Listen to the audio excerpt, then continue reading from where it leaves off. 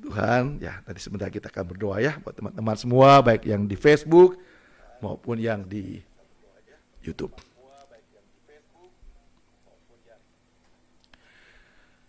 Baik, kita akan merenungkan satu tema, hiduplah sesuai rencana Tuhan menciptakan kita. Orang seringkali berpikir, kalau kita sudah sukses di bidang tertentu, wah, kita berarti sudah hidup sesuai rencana Tuhan. Menjadi kaya raya, pelayanan kita hebat, luar biasa, berarti kita sudah hidup sesuai rencana Tuhan. Belum tentu. Kalau saudara baca dalam Matius 7, ayat 20-an, dan seterusnya, 20 seterusnya, perhatikan bagaimana Tuhan mencela hamba-hamba Tuhan yang begitu sombong. Dipakai Tuhan menyembuhkan orang dalam nama Tuhan Yesus. Tapi Tuhan bilang, aku tidak mengenal engkau pembuat kejahatan. Nah, hari ini kita akan belajar, apakah benar-benar kita hidup sesuai dengan rencana Tuhan. Apakah Tuhan merancangkan hidup seseorang untuk menjadi sombong? Ada banyak orang yang sukses tapi jadi sombong. Sarjana-sarjana teologi, doktor teologi, tapi menjadi sombong. Apakah Tuhan merancangkan hidup kita untuk menjadi sombong? Yesaya 43 ayat yang ke-7 berkata demikian. Semua orang yang disebutkan dengan namaku, yang kuciptakan untuk kemuliaanku, yang kubentuk dan yang juga kujadikan. Jadi jelas sekali Bapak Ibu Saudara, tujuan Tuhan menciptakan kita yaitu untuk memuliakan Tuhan. Ada orang yang Tuhan izinkan untuk menikah dan dia boleh memuliakan Tuhan bersama-sama dengan keluarganya. Tapi ada orang yang juga firman Tuhan katakan menjadikan diri untuk tidak menikah. Kita lihat seperti para romo, para pastor, suster, biarawati, biarawan, biarawati. Mereka tidak menikah.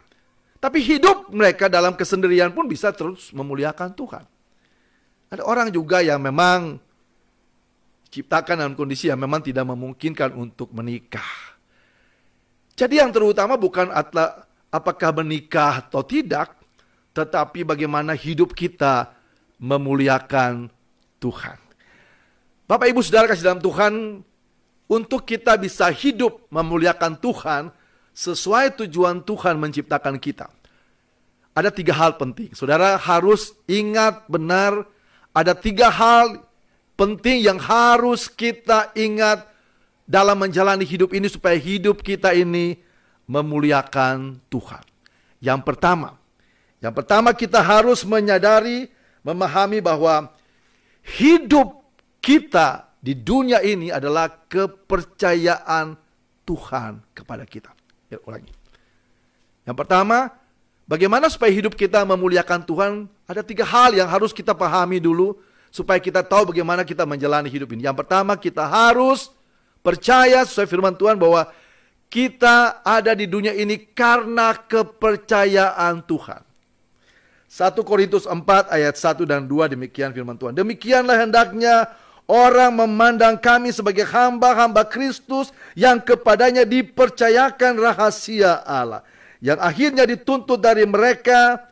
Ternyata pelayan-pelayan yang demikian bahwa mereka ternyata dapat dipercaya. Bapak Ibu Saudara kasih dalam Tuhan, hidup kita di dunia ini adalah kepercayaan Tuhan kepada kita. Tubuh, roh, dan jiwa kita ini, itu kepercayaan Tuhan kepada kita. Saya dan keluarga pernah dipinjamkan villa di daerah Anyer ya. Dan kami pergi dengan beberapa saudara, keluarga di sana. Itu bukan punya kami. Tapi kami dipercayakan untuk menggunakan tempat itu. Kami boleh menikmatinya, kami boleh tidur menggunakan alat-alat memasak dan semua yang sudah disediakan. Dan kami boleh menikmati, tapi kami harus menjaga dengan baik supaya villa di mana kami dipinjamkan itu juga tetap bersih. Jadi bukan kami di situ karena itu bukan punya kami lalu kami merusaknya, memakainya sembarangan lalu pulang dan membiarkan seperti itu. Demikian juga tubuh ini, tubuh, roh dan jiwa kita ini bukan milik kita. Itu milik Tuhan. Tuhan percayakan tubuh, roh dan jiwa kita. Dan kita harus pelihara dengan baik. 1 Korintus 3 ayat yang ke-16 katakan, tidak tahukah kamu bahwa tubuhmu adalah bait Allah? Baitnya Tuhan, bukan baitnya kita. Sebab itu kita harus jaga dengan baik tubuh kita. Kita jangan sembarangan mengkonsumsi hal-hal yang tidak baik untuk tubuh kita. Tuhan mau supaya tubuh kita memuliakan Tuhan. Dan tidak mungkin orang yang merokok, yang memasukkan rokok dalam tubuhnya itu memuliakan Tuhan. Tubuh ini milik Tuhan. Pikiran juga, jiwa kita. Jangan kita masukkan pikiran-pikiran yang buruk, yang merusak pikiran kita. Itu berarti kita merusak pikiran kita. Roh. Kita menyembah bukan kepada Tuhan. Roh yang Tuhan anugerahkan itu untuk kita menyembah Tuhan. Jangan kita menyembah berhala, jangan kita menyembah yang lain. Tubuh, roh, dan jiwa kita ini adalah kepercayaan Tuhan kepada kita. Bapak, Ibu, Saudara kasih dalam Tuhan, ini yang pertama. Kita harus menyadari bahwa hidup ini adalah kepercayaan Tuhan kepada kita. Jadi kita harus menjaga tubuh kita dengan baik. Kita harus mengkonsumsi hal-hal yang baik. Kita harus jaga pikiran kita. Jangan merusak pikiran kita dengan hal yang buruk. Kita harus jaga perkataan-perkataan kita. Mulut itu diciptakan Tuhan untuk memuliakan Tuhan. Bukan untuk mengeluarkan kata-kata yang kotor, kata-kata yang tidak memuliakan Tuhan. Dan roh kita hanya diciptakan untuk memuji dan menyembah Tuhan. Mari kita sama-sama introspeksi diri.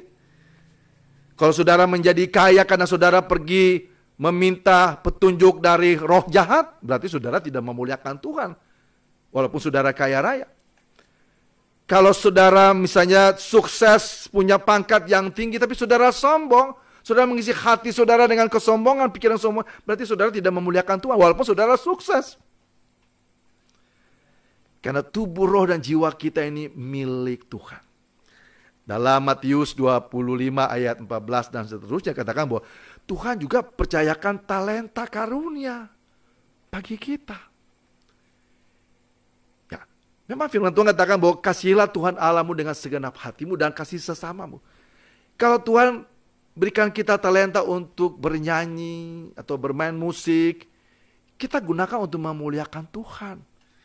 Ada begitu banyak lagu-lagu, kalau saudara perhatikan lagu-lagu rock, dan kalau saudara perhatikan ada banyak kata-kata yang tidak memuliakan Tuhan. Nah, itu berarti orang-orang itu menggunakan musik talentanya bukan untuk memuliakan Tuhan. Memang memuliakan Tuhan bukan berarti saudara hanya melayani di gereja saja. Tapi pemilihan lagu-lagu yang tepat, lagu-lagu tentang mengasihi sesama itu juga memuliakan Tuhan. Karena kasih Tuhan dan sesama itu adalah hal yang paralel, yang sama gitu. Nah, jadi gunakan setiap talenta karunia. Saudara punya kemampuan untuk apa? Berbisnis, ya berbisnis yang baik. Jangan bohong-bohong. Jadi gunakan semua talenta karunia itu untuk memuliakan Tuhan. Jadi itu yang pertama. Hidup ini adalah kepercayaan Tuhan.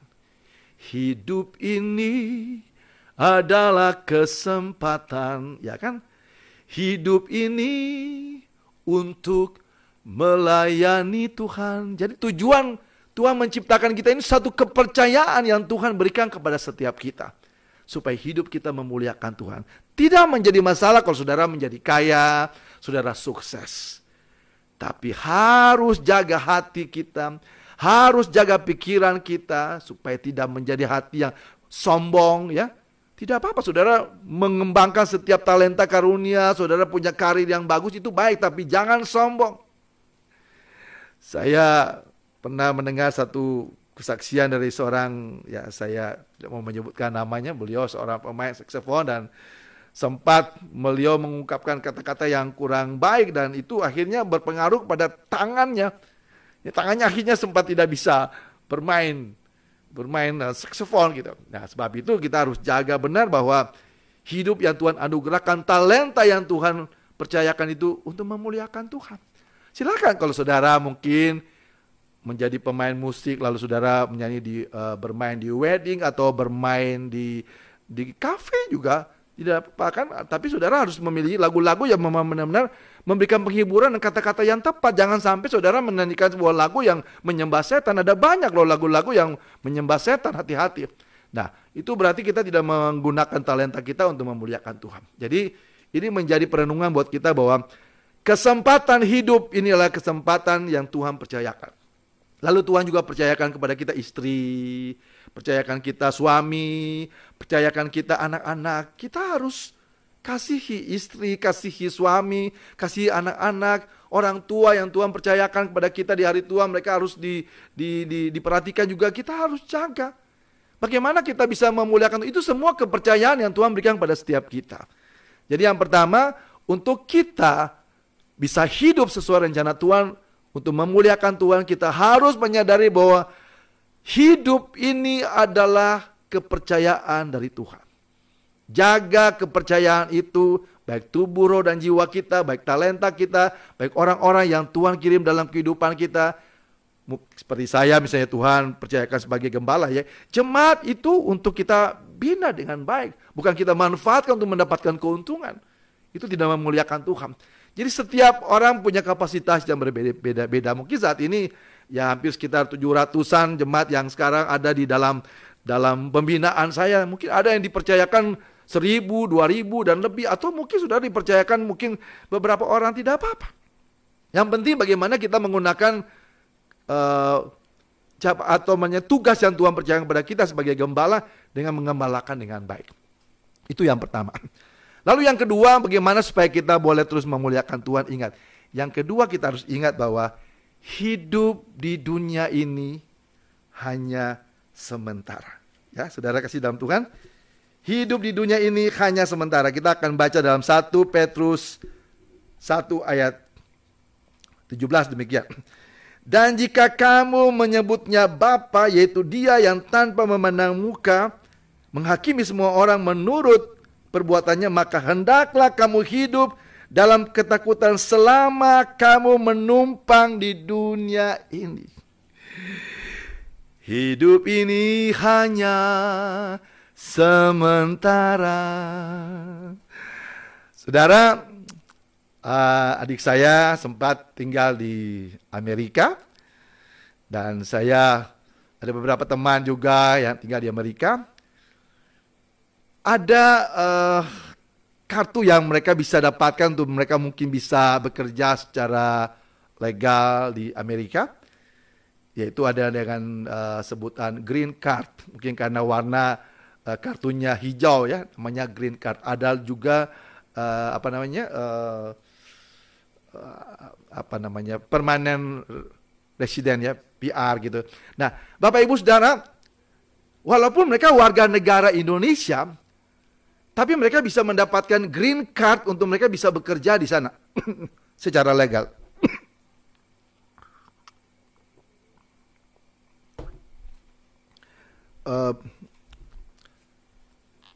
Bapak Ibu. Nah, jadi green card itu diberikan kepada warga, katakanlah warga negara Indonesia. Green card itu diberikan kepada warga Indonesia untuk dia bisa bekerja, untuk tinggal di sana. Tapi dia tetap adalah warga negara Indonesia. Nah, Bapak Ibu Saudara kasih dalam Tuhan, ini yang saya harus ingatkan kepada Bapak Ibu Saudara bahwa hidup ini hanya sementara. Hidup kita di dunia ini hanya menumpang. Kita tidak pernah tahu Tuhan izinkan kita berapa lama kita hidup. Sebab itu kesempatan hidup dengan setiap talenta karunia yang Tuhan percayakan, kita manfaatkan sebaik-baik mungkin. Seorang senior pendeta pernah berkata begini, dan saya setuju. Kita boleh merencanakan hidup kita jauh ke depan.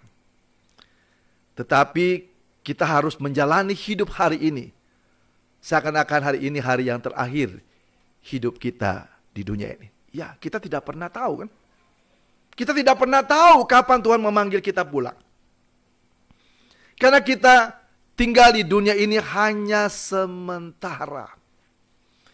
Seperti banyak warga negara Indonesia yang mendapatkan PR atau mendapatkan green card di Amerika Serikat, mereka tetap adalah warga negara Indonesia, sekalipun mereka memiliki green card Amerika. Nah, saya ingin sampaikan kepada Bapak Ibu Saudara, setiap orang yang percaya kepada Kristus, kita memiliki warga negara yang sah sebagai warga kerajaan sorga. Ya.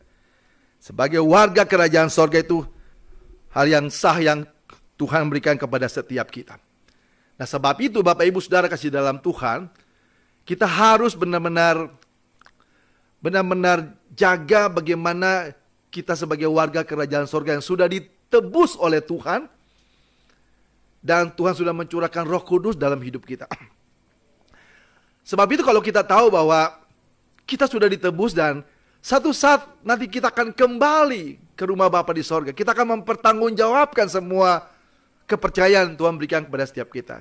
Kita lihat contoh dalam kisah perumpamaan tentang talenta gitu. Ada orang yang diberikan 2 talenta, 5 talenta, dan 1 talenta. Bagaimana yang 2 juga mengembangkan itu menjadi 4 dan 5 menjadi 10. Satu saat kita akan mempertanggungjawabkan itu di hadapan Tuhan. Jadi kesempatan hidup, kesempatan yang Tuhan berikan kepada kita harus kita gunakan sebaik-baik mungkin. Saya sering kasih contoh kalau kita berusaha dalam kuliner, ya, masak seenak mungkin. Sampai akhir hidup kita supaya orang tetap ingat, oh, kue-kue dan masakan Usi Popi enak sekali. Kue-kue dan masakan dari Usi Reni, Lucy enak sekali. Juga kue dari Ibu Herni enak sekali. Dan banyak ya. Ketika kita berusaha, kita berbisnis, orang akan, waduh kalau saya usaha dengan Ibu Helen, Ibu Mona, dan Ibu Usi Ineke. Ketika saya ke gerejanya, wah senang sekali. Ya, orang senang, orang selalu ingat. Karena kesempatan hidupnya kita harus melakukannya dengan sebaik-baik mungkin. Ingat, karena hidup ini hanya sementara saja. Sebab itu Bapak Ibu Saudara kasih dalam Tuhan, saya rindu supaya kita sungguh-sungguh memahami ada 3 hal yang saya ingin bagikan kepada Bapak Ibu Saudara. Untuk kita boleh hidup memuliakan Tuhan, yang pertama kita harus ingat bahwa hidup ini adalah kepercayaan dari Tuhan. Yang kedua, hidup ini hanya sementara. Ya, hidup ini hanya sementara. Sebab itu kesempatan hidup adalah kesempatan untuk melayani. Seperti apa yang Tuhan Yesus katakan, aku datang bukan untuk dilayani, aku datang untuk melayani. Itu harus menjadi teladan bagi kita. Jangan saudara mengerjakan sesuatu cuma karena ini gak ada duitnya. Kesempatan hidup di rumah, saudara bisa mengerjakan dengan baik semua. Saudara tahu gak? Tuhan maha tahu, Tuhan maha melihat. Saya seringkali sampaikan kepada teman-teman, kalau kita berbuat baik, ya, tidak usah pamer. Tidak usah pamer, apalagi kita menolong orang yang susah, tidak usah pamer. Tuhan itu maha tahu. Tuhan maha tahu kita duduk, Tuhan maha tahu kita berdiri, Tuhan maha tahu apapun yang kita lakukan. Jadi kesempatan hidup yang Tuhan berikan itu gunakan sebaik-baiknya untuk memuliakan Tuhan. Karena apa? Karena hidup di dunia ini hanya sementara saja. Lalu yang terakhir, yang ketiga yang kita harus juga ingat. Di dalam Yakobus 1 ayat yang pertama dikatakan begini. Saudara-saudaraku, anggaplah sebagai suatu kebahagiaan apabila kamu jatuh ke dalam berbagai-bagai pencobaan. Nah, ini memang penting ya. Hidup ini kita akan diperhadapkan dengan ujian. Ya. Sejak awal Adam dan Hawa diciptakan Tuhan, mereka diperhadapkan dengan ujian. Tuhan suruh mereka jangan makan buah pengetahuan baik dan jahat. Semua buah pohon ini boleh kamu makan, tapi buah pengetahuan baik jangan kamu makan. Sayangnya Adam dan Hawa tidak lulus ujian. Yunus disuruh pergi ke Niniwe, dia pergi ke Tarsis. Yunus sempat gagal walaupun akhirnya berhasil. Dan banyak contoh juga Alkitab, banyak yang gagal. Tetapi kita bisa melihat banyak juga contoh-contoh yang baik. Kita belajar dari Yusuf yang sempat mengalami ujian, harus berzina dengan istri orang, tetapi dia tetap menjaga kekudusan. Yusuf boleh menang dari setiap ujian. Sadrak, Mesak, Abednego, Daniel, mereka juga boleh menang dari setiap ujian. Ayub mungkin sempat bersungut, tetapi akhirnya dia juga menang karena dia melihat bagaimana campur tangan Tuhan dalam kehidupannya. Bapak Ibu Saudara, saya harus sampaikan ini bahwa hidup ini kita akan diperhadapkan dengan ujian demi ujian. Tapi ada satu ayat yang saya ingin bacakan kepada Bapak Ibu Saudara dan kita harus tetap kuat ya. Dalam 1 Korintus 10 ayat yang ke-13 firman Tuhan berkata demikian. Ya.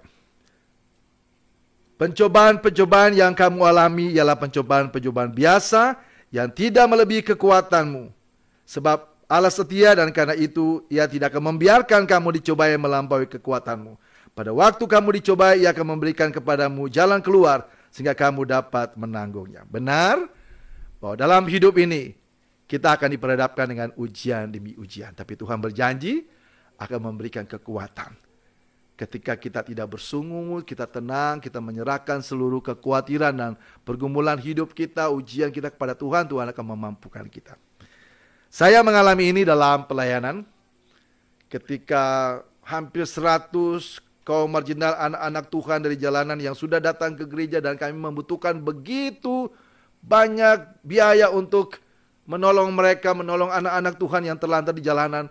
Di saat-saat seperti itu 8 teman saya keluar dari gereja ini, meninggalkan saya dalam pelayanan. Satu ujian. Saya bisa saja